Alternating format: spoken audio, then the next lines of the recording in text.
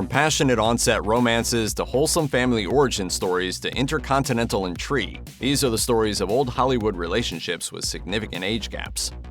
Born in 1889, Charlie Chaplin was married 4 times over the course of his life. 3 of those wives were teenagers at the time of the wedding. His first bride, Mildred Harris, met him when she was just 15. They married when she was 16 because she mistakenly believed that she was pregnant, and then they divorced 2 years later. Chaplin's second wife, Lyda Gray, was 12 when they met, and she was pregnant by the time she was 15. Their marriage also only lasted a little while, from 1924 to 1927.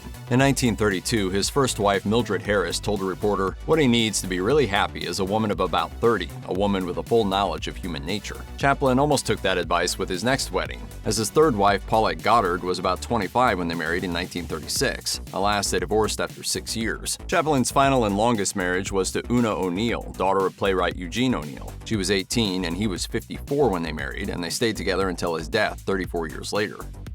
Nicknamed the Blonde Bombshell, Jean Harlow was a major Hollywood sex symbol in the 1930s. Her first marriage, while she was still a teenager, ended in divorce once her career took off. She had producer Paul Bern to thank for her star-making turn in 1932's Red-Headed Woman, and the two of them began a relationship, even though he was 21 years and 3 months older than her. You're afraid of yourself because you know you love me. Bern and Harlow married on July 2, 1932, which reportedly took Hollywood by surprise, not because of the age difference, but because nobody thought that Bern would ever give up his bachelor lifestyle. Alas, the marriage lasted just 2 months. On September 5th, he was found dead at their home, seemingly by suicide. However, questions would quickly be raised when police discovered that Bern had married another woman named Dorothy Millette many years earlier, and that they never divorced. In fact, he regularly sent her money and they corresponded often. She was in California at the time of his death, and when she killed herself shortly afterward, there was speculation that she also had something to do with his passing. Often called Hollywood's first power couple, Douglas Fairbanks and Mary Pickford were silent film superstars. They also co-founded the United Artists Production Company along with Charlie Chaplin. In 1919, Fairbanks and Pickford both left their respective spouses to marry each other, but by 1931 there were cracks in their own relationship. Around this time, Fairbanks attended a party where he met Lady Sylvia Ashley. For the next 2 years, he reportedly messed around with his wife's emotions until he finally sent her a message from Europe to tell her that he wasn't coming back. Pickford then leaked the telegram to a gossip columnist and filed for divorce in 1933. The following year, Lady Ashley's husband divorced her and named Fairbanks as the reason. Fairbanks and Ashley married in March 1936 when they were 52 and 31, respectively. They stayed together until his death in 1939. Ashley would go on to marry 3 more times. Her fourth husband was another famous old Hollywood actor, Gone with the Wind star Clark Gable. Loren Bacall's first film role was opposite Humphrey Bogart in 1944's To Have and Have Not. Decades later, in 2011, Bacall admitted to Vanity Fair. There was no clap of thunder, no lightning bolt, just a simple "how do you do?" He seemed a friendly man. You know how to whistle, don't you, Steve? You just put your lips together and blow. Nevertheless, they fell for each other hard over the course of production. They didn't get married right away, though. That wasn't because of their age difference, but rather because Bogart was already married to another woman, actor Mayo Mathieu. She had problems with alcohol, and she even once stabbed him with a knife. He was eventually able to obtain a divorce, fortunately without any bloodshed. Bogart and Bacall married in 1945 when he was 45 and she was 20. Alas, their relationship actually hurt her career, since he wanted her to be a traditional wife more than a working actress. They reportedly had emotional affairs with others during their marriage, though they stayed together until his death from cancer in 1957.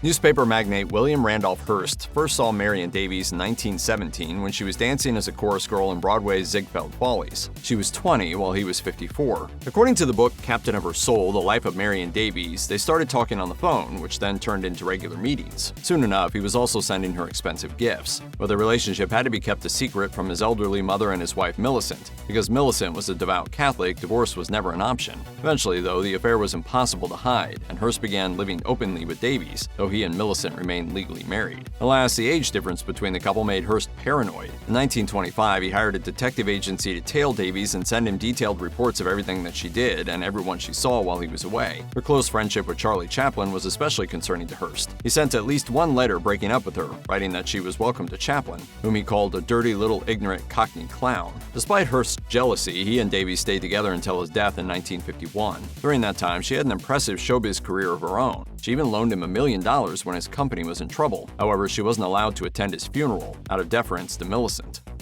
Elizabeth Taylor was famously married 8 times, including twice to Richard Burton. She met her second husband, Michael Wilding, while they were starring in a film together in 1951, and she actually proposed to him. According to the book The Life of Elizabeth Taylor by Alexander Walker, Wilding initially didn't want to marry her because she wasn't old enough to walk down the aisle without her parents' permission. When they finally married the following year, she was 20 and he was 40, as she told Life magazine years later. With Michael Wilding, who was much older than I was, I wanted the calm and quiet and security of friendship. Taylor and Wilding divorced in 1957, and the man that she left him for, Mike Todd, was even older by a count of 3 years. But while it was true that Todd was 23 years her senior, he was also known for being a ball of non-stop energy. Later in life, Taylor would actually be the older half in an age gap relationship when she married for the 8th time in 1991 to Larry Fortensky, who was 20 years her junior. Is this the current love of your life?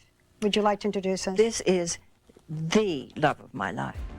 Bing Crosby and Kathryn Grant. When Bing Crosby and Kathryn Grant began dating, he was a widower and she was just starting out in Hollywood. As Grant revealed to Smashing Interviews magazine in 2014, "We kept meeting each other and then we'd plan to get married, and he would have a kidney stone or something dreadful like that. We kept waiting and I kept working. Later on, we finally managed to get married, which was a secret." When we were married, it was just Bing and Kathryn. Crosby and Grant ultimately married in Las Vegas in 1957. When the press figured out that the ceremony was going to happen, Crosby told reporters that it was occurring at a location hours away from the actual church, which allowed them to have a quiet, private wedding. She was 23 and he was 53. That 30-year gap was clearly noticed by the public, but it didn't seem to bother Grant too much. As she explained, "I suppose that happened, but I didn't hear it. By the time we had courted, I knew I liked him very much and he liked me very much. By the time we married, I realized I could survive without him, and he realized he didn't want to survive without me. I liked that. That's a good attitude to enter a marriage with." The couple had 3 children together and remained married until Crosby's death in 1977.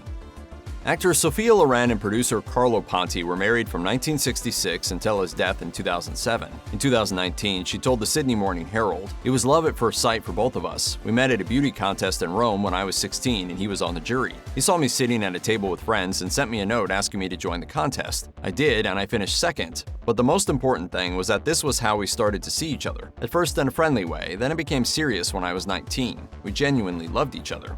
Maybe Carlo liked this kind of stubbornness. At the time they met, Ponti was 38. Their ability to get married was hampered by the fact that he already had a wife. As an Italian citizen, it was almost impossible for him to get a divorce. In 1957, he attempted to obtain both a divorce by proxy from his first wife and a marriage by proxy to Loren through the Mexican court system. But according to Italian law, the divorce didn't exist, and so Ponti was legally considered a bigamist. He then got his marriage to Loren annulled. The Italian government agreed that that was valid, but informed him that he could still be charged with a crime since he had already committed bigamy. It wasn't until 1966 that Loren and Ponti were able to legally marry after becoming French citizens.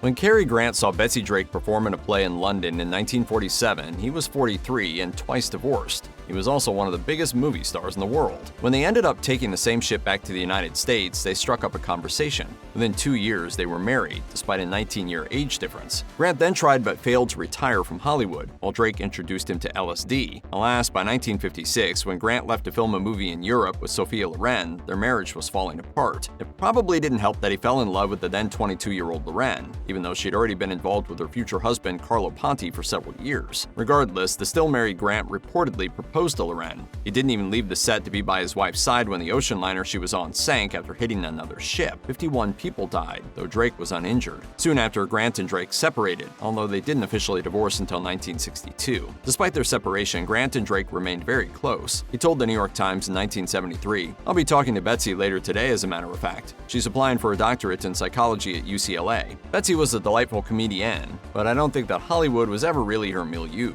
She wanted to help humanity, to help others help themselves."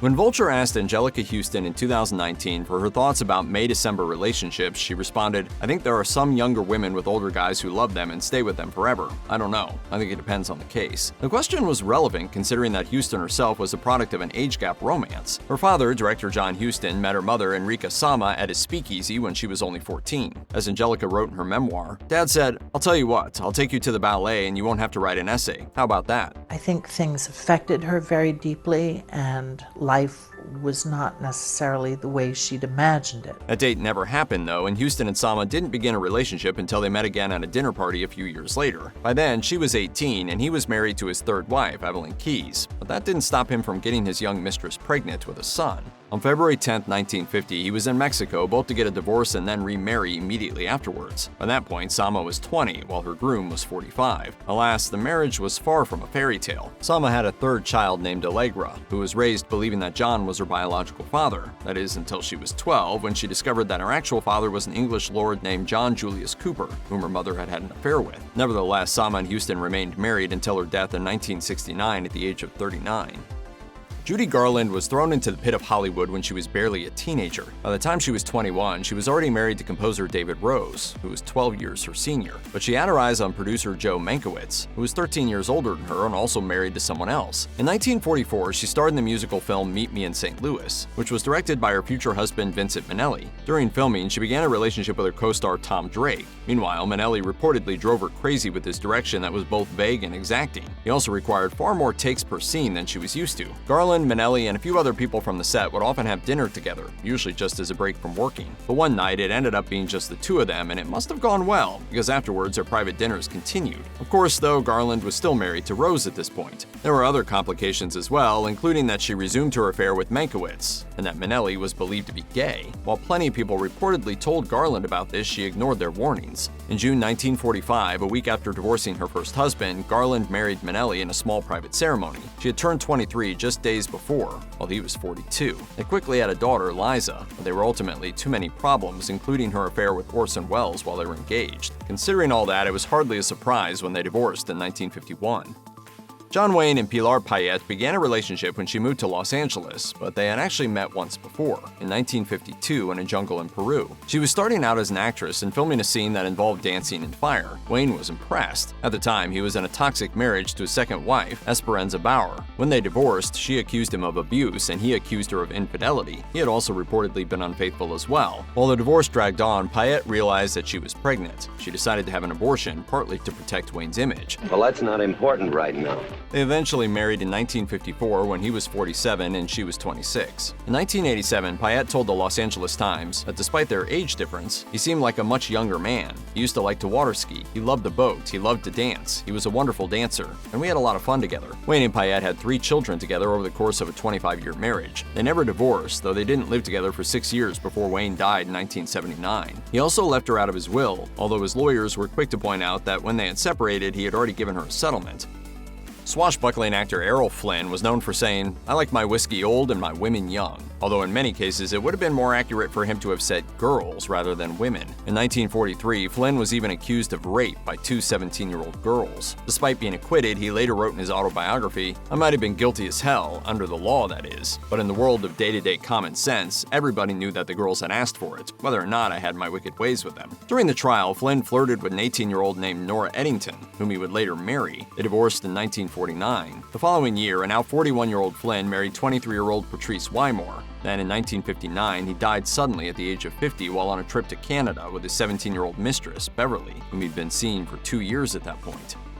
Jerry Lee Lewis was more famous as a musician rather than an old Hollywood icon, although he did dip his toe into cinema. In 1958, he had a cameo in the movie High School Confidential. It was a small start, but observers reportedly believe that he could have a career trajectory that could potentially rival Elvis Presley's. The same year that High School Confidential was released, Lewis arrived in the United Kingdom for a European tour. At the airport, a reporter noticed a young girl in his entourage and asked who she was and how old she was. The reporter learned that she was Lewis's wife, Myra Gale Brown, and that she was 15. While that revelation was shocking to the British public, Lewis had ironically claimed that Brown was 15 in order to make their relationship seem more acceptable. In reality, she was only 13 while he was 22. Also, she was his second cousin. And since he hadn't been divorced from his first wife when he married Brown, he had therefore committed bigamy.